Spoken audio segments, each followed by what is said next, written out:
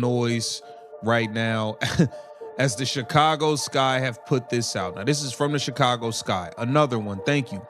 Camila Cardoso has been named the player of the year.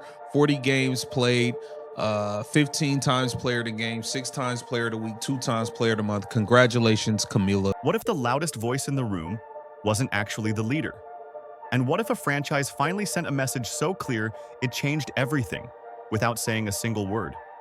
Because when Chicago made one quiet decision, it exposed a much bigger truth about leadership, trust, and why some teams rise while others collapse. Stay till the end, because this story flips the usual narrative on its head. Let's see what Angel Reese had to say. I'm not settling for the same shit we did this year. Oh boy. Reese told the Tribune, we have to get good players. We have to get great players. That's a non-negotiable for me. I'm willing and wanting to play with the best. And however I can help to get the best here, that's what I'm going to do this offseason. So it's going to be very, very important this offseason to make sure we attract the best of the best, because we can't settle for what we have this year. Overhaul this roster. When the Chicago Sky announced their Player of the Year, most fans expected the spotlight to land where it usually does, on the most talked about name. Instead, the organization made a choice that felt deliberate, calculated, and impossible to misread. By honoring Camila Cardoso, Chicago didn't just recognize performance. They revealed what they value most behind closed doors: consistency, availability, commitment. This wasn't about highlights or headlines. It was about who showed up every day, did the work, and held the locker room together when things weren't easy. And in that moment, the franchise quietly redefined what star player actually means.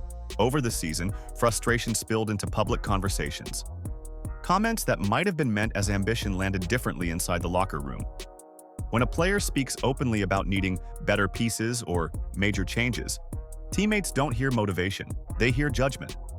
Veterans who had sacrificed years of their careers suddenly felt dismissed. Younger players questioned where they stood. What was framed as competitiveness began to feel personal. And once trust starts to fracture, no stat line can repair it. The hardest part wasn't criticism. It was who it was directed toward. Players who had already proven themselves at the highest level found their reliability questioned publicly. In professional sports, experience carries weight. It earns respect. When that respect is challenged without private conversation, it changes how a team listens, responds, and ultimately plays together. Leadership isn't about demanding excellence from others first. It's about modeling it when the lights are off. Behind the scenes, the organization had already made moves to improve the roster. Trades, adjustments, sacrifices, all designed to build something stronger. But when those efforts are brushed aside publicly, it sends another message. Nothing is ever enough. That's a dangerous place for any franchise. Because once a front office feels unappreciated and teammates feel expendable, unity disappears. And without unity, talent loses its power. Stars shine brightest with the ball in their hands. Leaders shine brightest when things fall apart. The season exposed that difference in real time. True leaders protect teammates publicly and challenge them privately. They absorb criticism instead of redirecting it. And when adversity hits, they become a stabilizing force, not a source of uncertainty. Chicago began to realize that production alone doesn't define value. Presence does. In professional sports, availability isn't optional, it's essential. Injuries happen, recovery takes time, but communication matters. When teammates don't know who will play, coaches can't plan, and fans lose connection.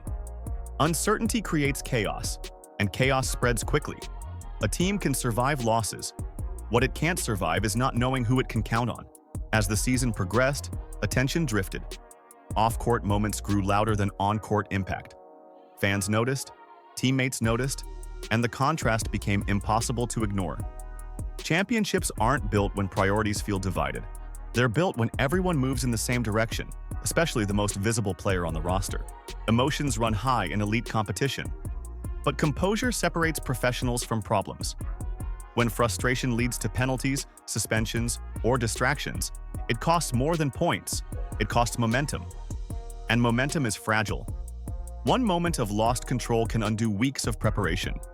Chicago felt that weight at the worst possible time. Sometimes the most uncomfortable data point isn't found in interviews. It's found in outcomes. When lineups changed, something unexpected happened. The ball moved, roles became clearer, energy shifted. It forced an uncomfortable conversation. Was the team functioning better when pressure eased? And if so, why? Players-only meetings don't happen without reason. They're a sign that communication has broken down somewhere along the way. Veterans don't call them to create drama. They call them to save seasons. The fact that one became necessary spoke volumes about where trust had gone. At that point, repair becomes harder than prevention ever was. Winning cultures are boring from the outside. Same routines, same effort, same accountability. But that consistency is exactly what builds trust. When teammates know what to expect, they play freer, they defend harder, they take better shots, and they hold each other up when things go wrong. Chicago learned that lesson the hard way. While one locker room struggled, another quietly transformed. In Indiana, leadership looked different. Transparency replaced mystery, support replaced criticism. Even during setbacks, the tone stayed steady. When a leader shows up, even when they can't play, it sends a message louder than any quote ever could. Confidence grows when players feel seen. In Indiana, teammates were lifted up publicly, celebrated for growth, and trusted in big moments. That trust translated directly into results. Players played freer, chemistry improved, and belief became contagious. Leadership wasn't about spotlight, it was about connection. Fans don't just watch talent, they watch energy. They feel chemistry. They sense authenticity. Indiana's rise wasn't just about wins, it was about how the team played together. That's what filled arenas. That's what built momentum. And that's what brands, sponsors, and organizations want to be part of long-term. By naming Kamilla Cardoso Player of the Year, Chicago made its stance clear. The organization chose consistency over chaos, reliability over noise, team impact over individual attention. It wasn't punishment, it was clarity. And clarity changes everything. This season reminded everyone of a simple truth. Talent gets attention, but leadership builds legacies. One team struggled under pressure and uncertainty. Another grew through transparency and trust. So now the question isn't about numbers or narratives. It's about direction. Do you think Chicago should make a major change this offseason? Let us know your thoughts in the comments. If you stayed till the end, make sure to like, subscribe, and turn on notifications, because stories like this are shaping the future of the league. We'll see you in the next one.